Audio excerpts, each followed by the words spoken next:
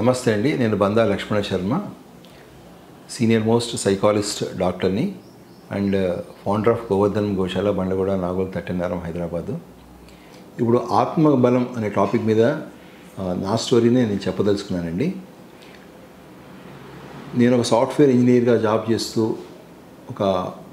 అంటే ఇది ఎవరికి చెప్పండి, మళ్ళీ మీకు ఇన్స్పైర్ చేయాలి అనే ఉద్దేశంతో చెప్తున్నాను. నేను పర్సనల్ విషయం కూడా. మ్యారేజ్ చేసుకున్న 2 monthsకే నాకు మజిల్ డిస్ట్రఫీ వచ్చిందండి. అంటే ఆటో ఇమ్యూన్ డిసీజ్, అంటే కంచె చేయని వేసినట్టుగా నా బాడీలో ఉన్నటువంటి ఇమ్యూనిటీ ఏదైతే ఉంటుందో స్కిన్ని, మజిల్స్ని, టిష్యూస్ని డ్యామేజ్ చేస్తూ పేక ముక్కలు ఎలా అయితే అలా పడిపోతాయో అలా మనం టోటల్గా బెడ్ రిడెన్ అయిపోయామండి. మనం ఏదైనా కన్ను పెట్టి ఏమైనా చూడాలన్నా కూడా ఇలా చూడాలి, నోరు తెరాలన్నా ఇలా ఏమైనా ఓపెన్ చేయాలి, ఏమైనా డొల్లించాలన్నా పక్కకు తోయాలి. అంటే ఒక చెట్టుని కొట్టేస్తే ఎట్లా ఉండాలి అలా పడిపోయిందండి, అంతే. దాంతో కదలలేదు కదా. అలాంటి పరిస్థితిలో ఉన్న నాకు గురువులు ఎవరైతే ఉన్నారో, ఈ ప్రకృతి ఏదైతే ఉందో ఏ విధంగా సహకరించింది, ఈ ఆత్మబలాన్ని నాకు ఎలా ఇచ్చింది, అది నా జీవితాన్ని ఎంత గొప్పగా ఇప్పుడు నేను లీడ్ చేస్తున్నాను, హ్యాపీగా ఉన్నాను, మీకు షేర్ చేసే స్టోరీని అండి. మనం ముందుకెళ్దాము. అయితే స్టార్టింగ్లో నేను హాస్పిటల్ నిమ్స్లో ఉన్నప్పుడు డాక్టర్స్ చేతులు ఎత్తేసి ఇంటికి వెళ్ళమన్నారు. నేను మ్యారేజ్ చేసుకున్న అమ్మాయి తన ఇంటికి తను వెళ్ళిపోయింది. అయినా కూడా నేను నా మనసులో ఎందుకు అనుకున్నాను, నేను అంటే అన్నిటికన్నా చాలా వేస్ట్ పని ఏది అంటే చింతించడం. నాకు అది లేదు ఇది లేదు అనేటువంటి చింతించడం అనేది చాలా వేస్ట్ పని నాకు అనిపించింది. ఈవెన్ 30 seconds కూడా నేను చింతించడం అనేది వేస్ట్ అనుకొని ఒక డెసిషన్కి వచ్చేసా. కానీ మంచం మీదైతే పడుకున్నా, కళ్ళు పనిచేస్తున్నాయి, చెవులు వినబడుతున్నాయి. ఏమనుకున్నా అండి, కళ్ళని 100% ఎంజాయ్ చేద్దాము, చెవులని 100% ఎంజాయ్ చేద్దామని టీవీ పెట్టించుకొని ఆ టీవీని చూస్తూ ఎంజాయ్ చేస్తూ ఉన్నాను.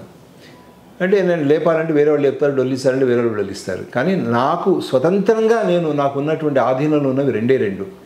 ఓకే అండి, ఆనందించాలి అనేటువంటి మనసు, చూడాలనేటువంటి చూపు, వినాలనేటువంటి చెవులు, ఈ 3తోటి లైఫ్ ఎంజాయ్ చేస్తున్న టైంలో ఒక ఆమె, సులోచన గారు అని చెప్పి ఒక ఆమె, వాళ్ళ అబ్బాయి క్యాన్సర్ తోటి అమెరికాలో చనిపోతే ఆమె నా దగ్గరికి వచ్చి ఎవరో చెప్తే వచ్చారన్నమాట, ఇతను కూడా చనిపోయేటట్టున్నాడు పాపం అని చెప్తే ఆమె నా దగ్గరికి వచ్చి తులసి ఆకులు వెనకాల పెట్టి భగవద్గీత చెప్తానని చెప్పిందండి. నేను అసలు గుళ్ళకు కూడా ఇలా నాస్తికుని నేను అప్పుడు అంటే మంచి పనులు చేయడం మీద ఇంట్రెస్ట్ ఉంది కదా తప్ప దేవుడు ఇలాంటివి ఏమీ నేను నమ్మేవాడిని కాదు. అంటే నమ్మడం అని కాదు, ఇష్టం ఉండేది కాదు. అయితే నేను వద్దండి అని అబ్రప్ట్గా రిజెక్ట్ చేశాను. అయితే ఆమె రిపీటెడ్గా రోజు రావడం, మళ్ళీ అడగడం. మా బ్రదర్ అన్నాడు, కనీసం విన్నట్టు నటించరా పాపం, పాపం సంతోషపడుతుందంటే నేను నటించాను. ఆ నటించే ప్రాసెస్లో ఆమె ఒక చోట కోట్ చేస్తుందన్నమాట. గాంధీ భగవద్గీత చదివి తన ఆత్మబలాన్ని పెంచుకొని తన సమస్యలన్నీ సాల్వ్ చేసుకుంటూ తన యొక్క వర్క్స్కి చాలా హెల్ప్ చేసింది భగవద్గీత అనేటువంటి విషయాన్ని చెప్పాడు. ఆ తర్వాత వివేకానందకి ఎలా హెల్ప్ చేసింది, ఆది శంకరాచార్యులకి ఎలా హెల్ప్ చేసింది, అసలు భగవద్గీత వెనకాల ఎవరెవరు ఉన్నారు, వాళ్ళన్ని కొటేషన్స్ నేను వినే తర్వాత నాకు అనిపించింది భగవద్గీత మన సబ్జెక్ట్ అని అర్థమైంది. కానీ లేచి కూర్చొని చదవలేని పరిస్థితి కదా, చదివించుకుంటూ వచ్చానండి. అదేంటో కానీ మరి భగవద్గీత పుణ్యమో ఏంటో తెలియదు, కానీ చిన్నగా బాడీలో కదలికలు స్టార్ట్ అయ్యాయి. అదే టైంలో ఒక యోగా టీచర్ ఒక ఆమె వచ్చి నాకు యజ్ఞం చేస్తూ ప్రాణాయామం నేర్పించిందండి. యజ్ఞం చేస్తూ పడుకునే ప్రాణాయామం చేసేవాడిని. ఇటు ఒక పక్కన భగవద్గీత, ఒక పక్కన ప్రాణాయామ, మెడిటేషన్, ఈ 2 ప్యారల్గా జరుగుతూ ఉన్న టైంలో నన్ను అంటే చేయి ఇలా గట్టిగా నొక్కేసి లేచి కూర్చోవడం, అంటే చిన్నప్పుడు పాకడం ఎలా ఉంటుందో అలా లేచి నిలబడి కూర్చోగలిగానండి. ఇక కూర్చున్న తర్వాత భగవద్గీతని నేను పూనకంలాగా చదివాను. నేను ఏ సబ్జెక్ట్ చెప్పినా నేర్చుకున్నా కూడా కాన్సెప్ట్స్ మీద బాగా ఫోకస్ చేస్తాను, చాలా డీప్గా నేను అండర్స్టాండ్ చేసుకుంటాను. ఇందులో దాని కిక్ చాలా బాగుంటుంది. సెక్స్ కన్నా లెర్నింగ్లో కిక్ చాలా బాగుంటుందని చెప్తాను ఎప్పుడు అందరికీ నేను కౌన్సిలింగ్ స్టూడెంట్స్కి. అయితే ఆ ఎంజాయ్మెంట్ తోటి ప్యారల్గా నోట్స్ రాసుకుంటూ వచ్చాయండి. నోట్స్ రాసుకుంటూ దాన్ని నేను ఎవ్రీడే ఇప్పటికీ దగ్గర నేను 20 ఏళ్ళు అనుకోవచ్చండి, 20 ఏళ్ళ నుంచి ఆ నోట్స్ ఎప్పుడు చదువుకుంటా ఇప్పటికి కూడా. అంటే రీఇన్ఫోర్స్మెంట్ వల్ల మన కంటికి రెప్పాలు ఎంత ఈజీగా కొట్టుకుంటున్నామో ఆ నాలెడ్జ్ అనేది ప్రాక్టికల్గా అప్లికేషన్కి ఎంత బాగా ఉపయోగపడుతుంది. అందుకే చెప్తారు శ్రవణ మనన నిధిధ్యాస అనేది.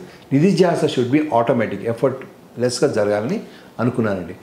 సో ఈ విధంగా ఈ ప్రాసెస్లో ఆత్మబలం పెరుగుతున్న టైంలో ఒక్కొక్కళ్ళు ఒక గురువులు అనేవాళ్ళు నాకు కనెక్ట్ అవుతూ వచ్చారండి. సో ఒక ఆయన క్యారెక్టర్ గురించి చెప్పాడు, ఒక ఆయనేమో తాను ఒక ఇతను నొప్పించక పోవాడు ధన్యుడు సుమతి అని చెప్పాడు, ఒకతను బేసిక్స్ మీద కాన్సెప్ట్స్ మీద ముఖ్యమన్నాడు, ఒకతను మెడిటేషన్ పవర్ వల్ల వర్క్ యొక్క ఎక్సలెన్స్ పెరుగుతుందని చెప్పారు.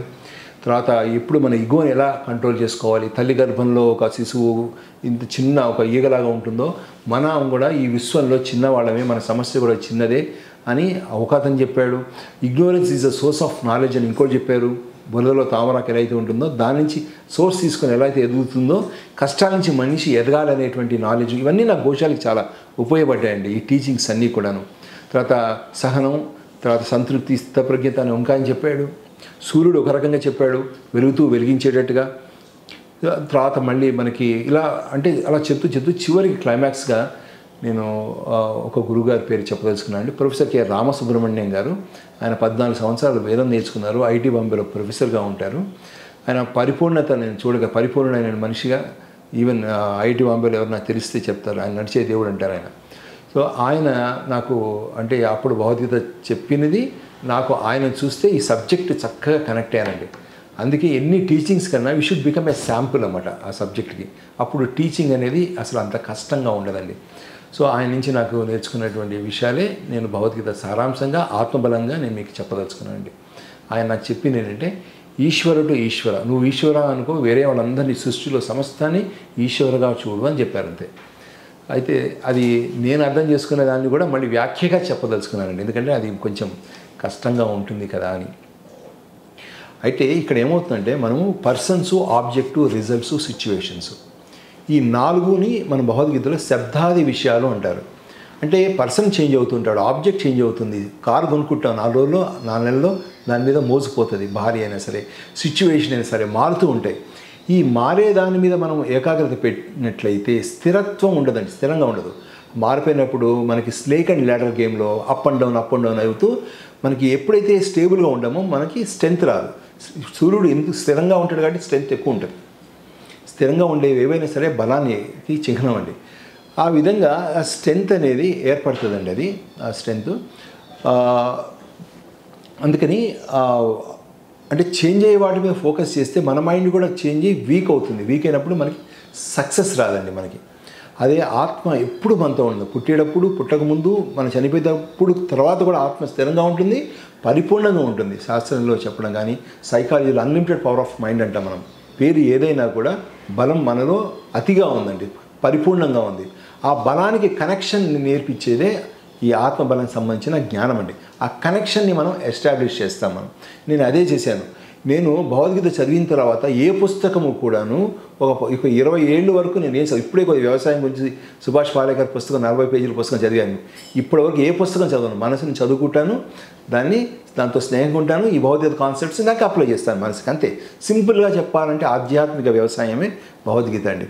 సో ఆ విధంగా ప్రాక్టికల్గా చేస్తూ ఆత్మబలాన్ని అలా పెంచుకుంటూ అలా జరిగిందండి. సో ఆ ఫస్ట్ దాంట్లో ఆయన చెప్పిన స్టోరీలో ఈశ్వరుడు చూడటం వల్ల మనిషి గుణం చూడకుండా, ఏ దేశంలో ఉన్నా సరే మేఘం దాటి సూర్యుని ఎలా అయితే చూస్తామో, ఏ వ్యక్తిలో అయినా సరే గుణాన్ని దాటి ఈశ్వరుడుగా ఉన్నాడు, పరిపూర్ణంగా ఉన్నాడు, ఎర్రలెస్గా ఉన్నాడు అనేటువంటి ఆలోచన స్థిరంగా చేసుకొని అలా అందరినీ కనెక్ట్ చేసుకుంటే మనకి సూర్యుడిలో ఎంత బలం ఉంటుందో మనలో అంత బలం వస్తుందండి. చాలా బలం ఉంటాం, చాలా స్ట్రాంగ్ ఉంటాం మనం. సో ఇంట్లో వాళ్ళైనా బయట వాళ్ళైనా సరే సత్యంలో ఏమాత్రం మార్పు ఉండదు, అయిపోతుంది. అది ఫస్ట్ టీచింగ్ అండి ఆయన. కానీ ఈ ఆత్మబలాన్ని గురించి మనం తర్వాత ఎపిసోడ్లో ఇంకొంచెం డీటెయిల్గా చెప్పుకుందామండి. మీ లక్ష్మణ్ శర్మ, గోవర్ధన్ గోశాల నుంచి, సీనియర్ సైకాలజిస్ట్. మరిన్ని అప్డేట్స్ కోసం బ్యాక్ టు రూట్స్ యూట్యూబ్ ఛానల్ని సబ్స్క్రైబ్ చేసుకోండి.